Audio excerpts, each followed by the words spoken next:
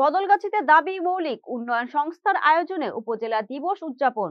নগর বদলগাছীতে পল্লী কর্ম সহায়ক ফাউন্ডেশনের অর্থায়নে দাবি মৌলিক উন্নয়ন সংস্থার আয়োজনে সমৃদ্ধি কর্মসূচির আওতায় উপজেলা পর্যায়ে বার্ষিক ক্রীড়া ও সাংস্কৃতিক অনুষ্ঠান অনুষ্ঠিত হয়েছে।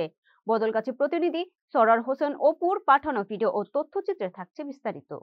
শনিবার উপজেলার কার্তিকাহার উচ্চ বিদ্যালয়ের মাঠে দিনব্যাপী ক্রীড়া ও সাংস্কৃতিক অনুষ্ঠানের আয়োজন করা হয়। অনুষ্ঠানে দাবি মৌলিক উন্নয়ন সংস্থার নির্বাহী পরিচালক আশরাফুল নাহারের সভাপতিত্বে প্রধান অতিথি হিসেবে উপস্থিত ছিলেন বদলগাছী উপজেলার নির্বাহী অফিসার ইশরাত জাহান।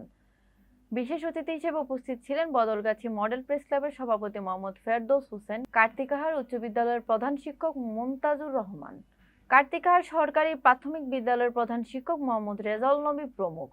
অনুষ্ঠানের দ্বিতীয় পর্বে বিকেলে প্রধান অতিথি সংস্থার বিভিন্ন উন্নয়ন কার্যক্রমের প্রশংসা ও অনুপ্রেরণামূলক বক্তব্য শেষে ম্যারাথন দৌড় বিজয়ীদের মাঝে পুরস্কার বিতরণ করেন।